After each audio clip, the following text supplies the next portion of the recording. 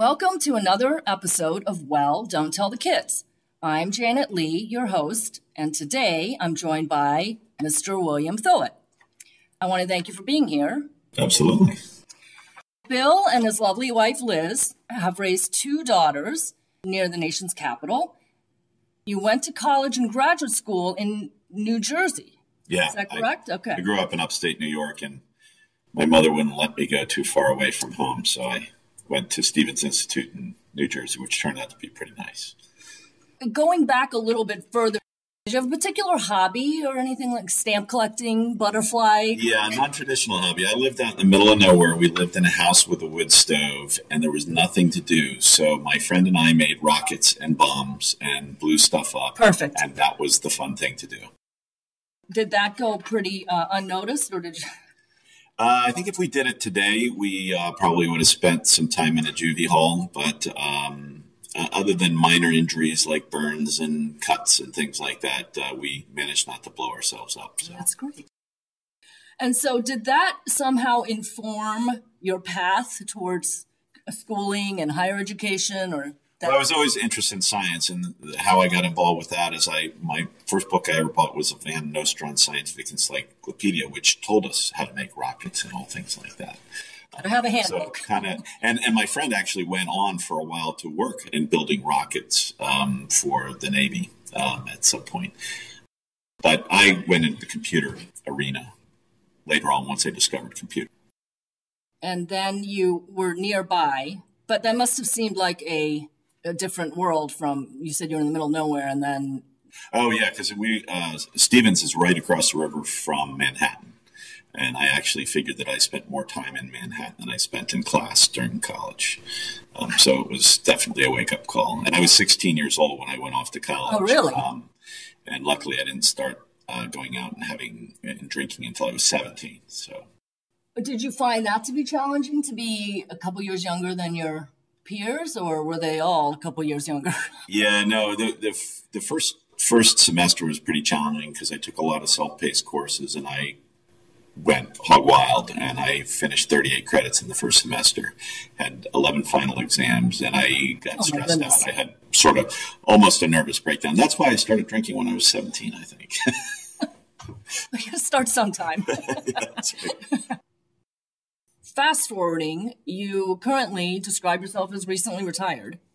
Yeah, I retired about a year and a half ago. And I can see that you're staying quite active with many different organizations. I would describe my retirement as going from a situation where somebody else dictated how I controlled my time, and I allowed them to do that because they paid me and I needed the money, to a point where I felt that I'd made enough money, and now I get to decide where I spend my time. So I work with charities, I work with startup companies, I own a piano bar in D.C. So I spend my time the way I like to do it, and hopefully for the benefit of others. The benefit of others, yeah. But first, I just want to fill in sort of the wilderness years. You were at a consulting firm, so maybe you could describe how the evolution from intense college student to intense retiree. Well, I think one of the things that people don't really think about with their job, and I'll use an analogy.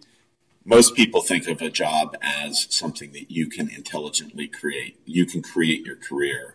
I actually think of a career as sort of like evolution. There's a bunch of things that happen that are outside of your control, and you react to them. And if you act in the right way, you move things forward. But you don't really get to plan where the end point is. It's kind of a little bit of a random walk to get there. And I think the key thing is to have a strategy. So when opportunities show up, you're able to react to them. But the idea that you can actually intelligently design how you're going to get from here to your end point, I think there might be some people who do it. I haven't met them yet. I haven't talked to them yet either. So one of my earlier things, and I thought it was an amusing anecdote, which kind of led in my path. So this was sort of a long-term plan, but it was one day early on when I was working, I went to I was in Orlando for a business trip, and there was a really cute dolphin trainer. This is before Liz, so it's okay. So I was flirting with her. I'm sure Liz has heard this story many times. And the dolphin trainer, I was trying to flirt with her, and I know a lot of nickel knowledge about a lot of things. So she said, wow, you know so much about this. You ought to be a dolphin trainer. And I said, I can't afford to be a dolphin trainer. She says, yeah, I understand what you're saying. And I thought to myself, I think I was maybe 21, 22 years old at the time. If I ever get into the situation where I don't have to work to live, then I can no longer use that answer. I don't want to be a dolphin trainer, but I then get to do what I want to do. Right. The question becomes, what would that be? And so that's why when I had the chance and the opportunity to retire, and I had enough assets squirreled away so that I wasn't dependent on a paycheck to live, I could actually go design what I was going to do. And I didn't know what that was, but one of the things that was really exciting about my life was I was involved with the Ice Bucket Challenge. I was the chairman of the board of the ALS Association. Right. The Ice Bucket Challenge kind of happened. And I remember your entry in the challenge. Wearing the suit. Right. So this is, of course, ALS, or otherwise known as Lou Gehrig's disease. No, it's a colleague of mine at Busan, who was a senior mentor. He lost his mother-in-law, and he was active in the national organization. And when he retired, they wanted somebody else from Busan. So he just sent out a message, and I talked to him, and I thought it would be a good thing to do. So I wasn't personally involved with it. Now I am. I believe that you're associated with the University of Pittsburgh Brain Institute. That is a place where research occurs for this, and also perhaps the Aspen Brain Forum. Yes. So I got involved with both of those right at the point of retirement. With the University of Pittsburgh Brain Institute, they were putting chips on people's brain who had lost like spinal cord injury or ALS so that they could connect that the motor cortex to actually read what the person wanted to do with their arm and make a robotic arm do it. So I shook a woman's hand. It was a robotic hand. She shook it by thinking about shaking my hand. And I looked at that as a really valuable thing to do in general, but for ALS, it's sort of Bluetooth for the brain, is what I called it. If the motor neurons all die, why can't you replace them with technology? Until we can find a cure for the disease, it's kind of like getting an artificial knee. Doesn't cure arthritis, but it's nice to walk again. I'm just thinking about the phantom limb problem. Well, this one was paralyzed for over 20 years, and your brain still has the volition and the ability to try to control the muscles. The signal never gets there because of the disease she had with the spinal cord. And so it's evidently still there. Now, in some forms of ALS, that part of your brain also, the neurons start to die. And so it's not clear that it would be useful for every form of ALS, but it's still an amazing technology. You touched upon trying to give back to the community as part of the motivation, not just dolphin training. Yeah. So, when I got involved with the ALS Association, sometimes you get involved with something, even though you didn't know much about it before, and it becomes a cause. It became more important to me than anything I was doing at work. And so when I made that dolphin trainer decision, I basically said, this is more what I want to do than what I'm doing now. You mentioned you met the dolphin trainer when 21 or something. Do you think you could have gotten to that decision without going through your decades of desk work? Or was that necessary to inform your strategy? Or I think people do it different ways. Some people want to be a forest ranger and they'll never make enough money to live on their own, but it's what they really like to do. And I actually did what I like to do, but I got more and more senior in it, and the stuff that I really liked to do, which was the work, kind of went away. And so then it became around gathering enough wealth in that position, helping junior staff below me succeed and all that, which I got pleasure out of, but I didn't get to do the work, which was exciting. So I needed to replace that where I felt like I was actually making a direct contribution to something. Well, that's a great story. We're sort of in a strange political climate, and you've seen many decades come and go. Do you have any observations about where we might be going globally? Is there something that you're very concerned about seeing? I think my biggest concern, and it's not just about, who's the president, how Congress has been acting, but I think the path that we've led to is a point probably over the past 15 years where Congress basically could no longer compromise, to now this standpoint. When you look at Facebook, and I find myself, and I've talked to other people, everybody's doing this. There's a lot of news on Facebook, and a lot of it's very biased news that's being put out. And what I think most people do is they read the stuff that they already agree with, and they ignore the other stuff.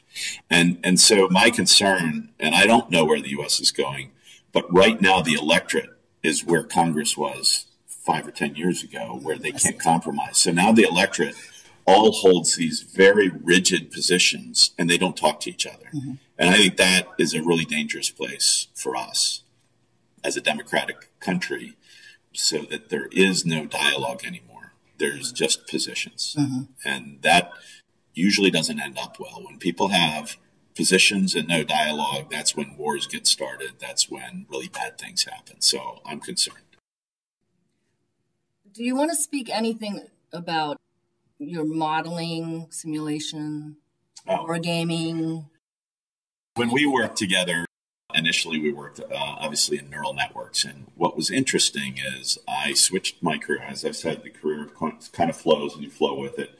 The better opportunities became in modeling simulation, which I started out my career. And then I joined up with Mark Herman, another colleague who developed war games. And so we did modeling and simulation and wargaming to look at really complex problems where you could understand each of the elements, but couldn't understand the behavior of all of them together. Or in wargaming, you could understand what situation everybody was in, but you wanted to say, well, how's that going to affect their decision making? So the way we modeled that is we put people in those situations and had them play it out. And most people make rational decisions from their own perspective. So if you put them in that position, you're actually getting a set of decisions that might not be what the real world happens, but it's very indicative of what is likely to happen in the real world.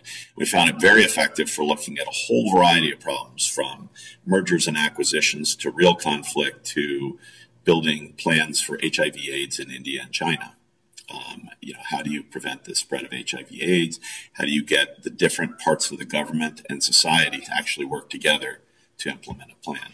So to me, it was a very fascinating career that literally took me around the world. I got some great opportunities. But what happened is all of that is tied into mathematical analysis. And we've swung now into what's called analytics. And analytics uses the old techniques that we used in modeling and neural networks back in the day. So I ran a group in advanced analytics, which included my modeling simulation, but then included a focus on the new analytics area of predictive modeling and that sort of thing, which is neural networks and pattern recognition and all that. Yeah, it's exciting to see. The problem was always computing power. Well, you remember so we used to do computer vision, neural network stuff. Well, right now, if you go onto Google Photos, a guy named Hinton, who actually developed the algorithms for back propagation and all that. Hinton. Yeah. A book by him. He got bought out. His company got bought out because they now, if you put your pictures in there and you have an elephant in the picture, you can just type in an elephant and it will find a picture with an elephant in it. Sometimes it finds rhinos, all that sort of thing. But they're actually using convolutional neural networks to do that. So the technology that we were working on 25 years ago is now mainstream and is accessible through your phone. I don't know whether to be happy or frightened by that. And then also going back to the wargaming and your examples that you gave, peace gaming, or those technologies could be applied, the difficult political problems that we. Yeah, well, I mean, there's a book that some of my colleagues wrote called Wargaming for Leaders, and one of the things, and it was before I started Booz Allen, it shows you the power of this. They did a Cold War, end of the Cold War war game And I think they did it in 85 or 84, somewhere around that. And in that war game, the Soviet Pact broke away from the Soviet Union. They did it peacefully. The Berlin Wall came down. East and West Germany were reunited, and the CIA walked out and said it's ridiculous. It could never happen. And then 2 years later, it all happened. Right. So it shows the incredible power of that, of resolving what is likely to happen or what is potential to happen in a situation. If you put everybody in the position of making the decision, and they really play that role, you're likely to get something that's very rational and is very close to what might actually occur. And I think we as a government and many other governments repeatedly failed to do that. So why did we have to catch somebody who's going to mix chemicals in an airplane to make a bomb to say, hey, we have to limit how many chemicals people bring on board? Whereas if you actually had gamed that out, I got Anarchist Cookbook when I was 13 years old so that I could make explosives and stuff like that. Well, don't tell the kids. Don't tell the kids. Well, you see, it's perfect for your show. So I got that. And my whole point is all that stuff's available, and it's infinitely available on the web now. So why can't we figure out what I would do if I was a bad guy instead of being lucky enough to catch them before they do it? And then we might be able to catch them more often and prevent things more often. Well, it looks like you're going to have to go back to work. Thank you for sharing. It's very interesting. I'd like to get over to the Georgetown piano bar scenario and just hear how that... Oh, it's kind of how bizarre. Does one get a piano bar? I'll tell you the short story because the long story is too long for this. But it was actually a nephew of mine who had worked at Mr. Smith's. So when Mr. Smith's was going to go out of business, he contacted me. And when I traveled a lot for business, and I loved singing, so I went out to piano bars and karaoke bars. And so when that happened, I knew that. Yeah, there's it's sort of kismet when. The fact that my nephew found a piano bar and asked me to invest in it, there was no question. I had to do it. It was me. So, and in fact, I had my retirement party, my 50th birthday party, and my retirement party at my piano bar. Wonderful. That is, where else would it be? Yeah. Well, a lot of them have died down. It's very, very expensive to operate a business. Yeah, I bet. Well, best of luck with that. Thank you. So how long does that take to grow? Well, we started September 14, and this year, according to our accountants, we made money. I haven't seen it yet, but the tax man is charging me taxes on the very, very small amount of money. Some sort of income. But it's because we've grown pretty rapidly in terms of the overall revenues that we're getting. Word's getting around. There are a lot more people coming in. So it's been very successful. And it usually takes about 2 years for a concern like that to actually start breaking even. Yeah, well, most of them go out of business within the first 2 years. So it's very difficult. Of the ones that survive, it's because they've actually done that. Well, thank you so much for your conversation and about the path that you took, sort of non-conventional there. But that's about all the time we have for today. I want to thank my guest, Bill Thowett, once again. Thank you.